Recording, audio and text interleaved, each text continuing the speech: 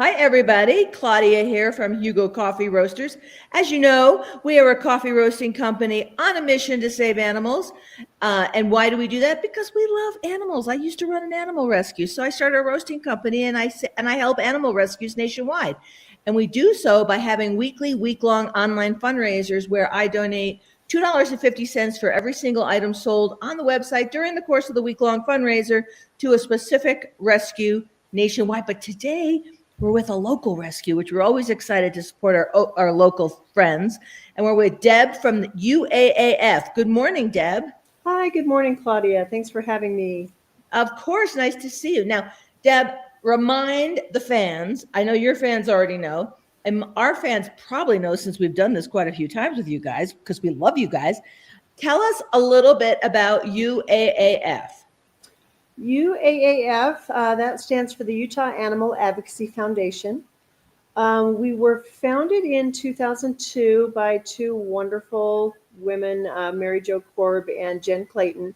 And our mission is to save animals. We are primarily cats and dogs. And our mission is we like to say that we go for the perfectly imperfect. So we help disabled animals, orphaned puppies, senior dogs, dogs with healthcare issues, dogs who have been injured.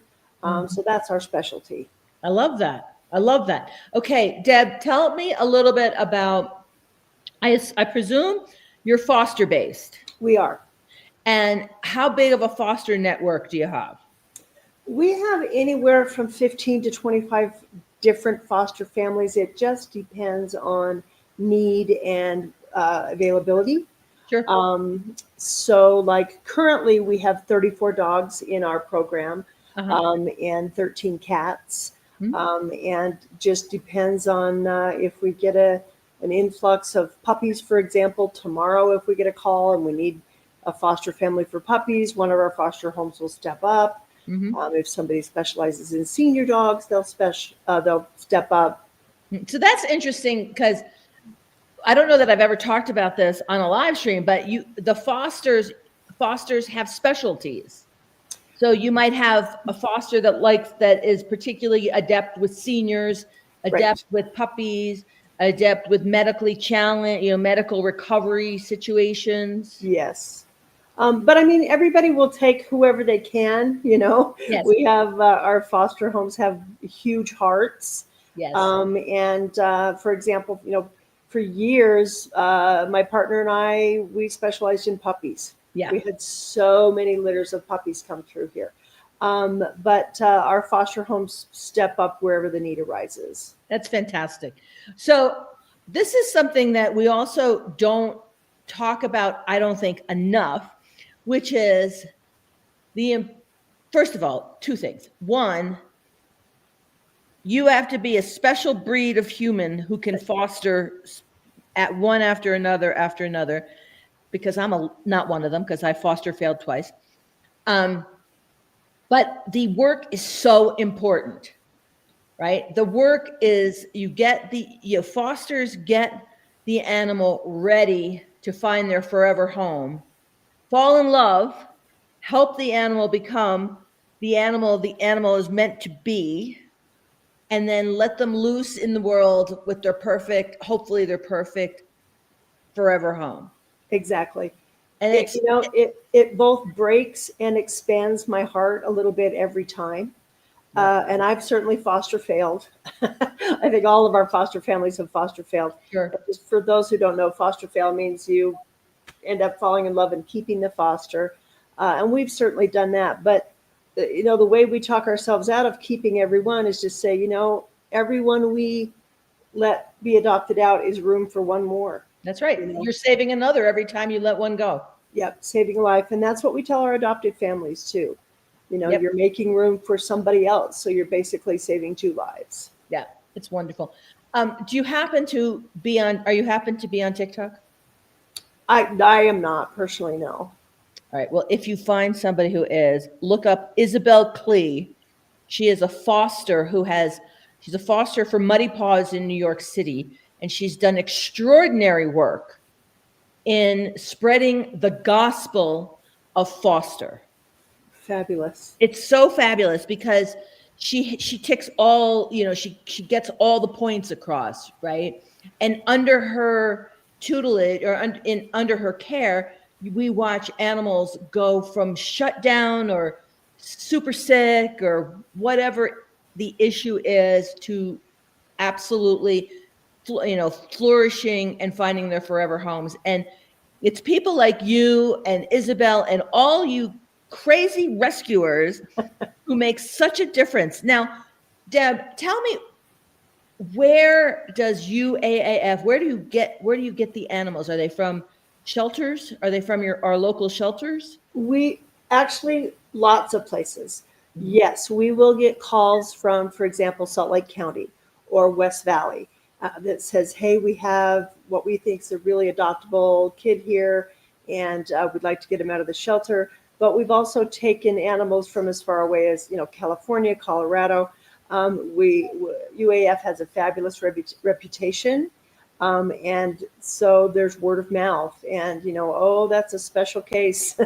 Send it to UAF. And we have wonderful volunteers who have done a lot of travel to pick up animals. I flew to Seattle one time. And so primarily locally, yes, but we'll take from other places as well if need be. Do you take owner surrenders? Yes. Yes, if we have to, if they oh, sorry, that's one of my babies. That's all right. Shaking their head.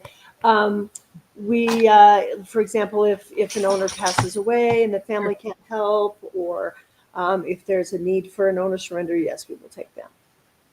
Now, how many animals annually, dogs and cats, are rescued and go through your foster system to find their forever homes? I'm going to check a note here. It's different every year. I was going to look and see for 2024. What did we have? In 2024, our intake was 46 cats and 141 dogs. Currently, we have about 35 dogs in our rescue. And how many cats do we have? I think 30 something. Yeah. 15. Oh, 15 cats. 15 cats and 34 dogs. And that's, it changes every day just because every week somebody will get adopted and then we pull somebody in. Of course. Yeah. Sure. So I presume that when you get an animal in your system, you make sure before they're adopted out that they're spayed, neutered, vaccinated, chipped, and healthy. Yes. And temperament tested. Obviously, Yes. The fosters get to know the temperament of each animal, which is how they can match the forever home best. And that's the beauty of the foster care system, I think, because when they're in the shelters, you just can't always tell because they're so freaked out and so nervous. And, not to at all disrespect the work our shelters do. They save thousands and thousands of lives. Right. But we do like to get them out of the shelters because then you can see their true personalities. Exactly. Like in the ideal world, if an animal unfortunately ends up in a shelter, it's a very stressful situation. Yep. And ideally, before the animal can find its forever home, a foster stint would be the most beneficial because, and if not, look, what you said is right. If shelters, no disparagement of shelters. We love our shelters because of them. Thousands and thousands and thousands of animals are saved through organizations like yours, as well as the shelters. So we love the shelters, but if you adopt straight from a shelter, one needs to have a lot of patience while we wait for the animal that we adopted to become who that animal is. Yes. And that can take weeks, that can take months. Absolutely. Depending upon the trauma that the animal has endured, Yep. Or the number of times they've been bounced around. Absolutely. So patience is a huge factor. And also, we have to point out the extraordinary resilience of these animals. Aren't they just amazing? Yeah. Aren't they just amazing? Even if humans have failed them over and over and over, they are still here to love and be loved by the right person. And we love to give those second and third and 10th chances. Yes. We Exactly. really do, and really we're giving the dog the extra chances and to find the right human, Yes. and that's our Now, job. now, Deb, we have to talk a little bit about the fundraiser. So, Yes. so we got to get the word out now because we've done this a number of times with your organization. Your fan base probably knows the coffee's really damn good. It is. I love Hugo coffee. Our coffee is really good, and we donate $2.50 for every item sold on the website during the course of the fundraiser. And there's lots of items on the website. Should you not drink coffee?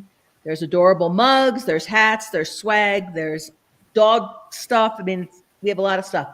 But we also want to bear in mind, we want to bring to, and it's a good timing wise because the Betty White stamp just came out. Oh, And we have Betty's Brew, and Betty's Brew is named after Betty White. oh, fun. And it is a breakfast blend. It's a medium roast breakfast blend. It's really good. But importantly, for you and UAAF, we donate twice the amount for Betty's Brew. Oh, nice to know. So if you push Betty's Brew and people buy it, we donate $5 for every bag of Betty's Brew sold. Oh, amazing, Claudia. Thank you. Yes. Yes. So now, Deb, the big question is, so now it's Thursday, and we have 3.5 more days to get the word out and to push, call to action. Come on, buy, fantastic coffee. And what kind of impact would like a $300 donation have on UAAF? Oh, enormous. Every dollar that we get goes to the animals. We have no paid staff, so every penny of that $300. So, I mean, that would pay for, dozens of vaccinations, for example. Medical care, as you know, is expensive. Sure. We always have special medical problems with our kids. So, that would pay for parts of surgery. That would pay for, that would just be a wondrous, wondrous thing. Excellent.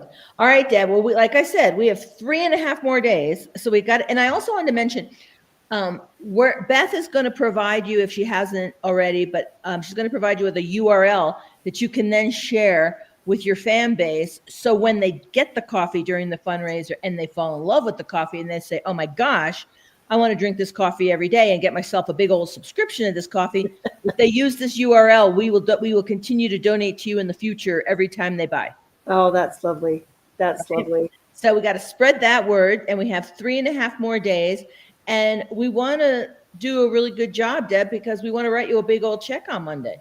And we want you to. Yes, so buy Hugo coffee. And I personally love it. I love coffee. I love dogs. And I've been into your store there in Park City, and it's wonderful. Have you been to the one in the airport? No. I'm going to the airport this Saturday, so that'll be my goal. I will visit Hugo Coffee in the airport. Terminal A between 31 and 33 gates. Sweet. And come visit us at the Salt Lake City Library. We just opened last week. Oh, wow. Congratulations. That's amazing. Yes. So we'll be doing, dog events and things like that, to celebrate everything dog related and animal related. Nice.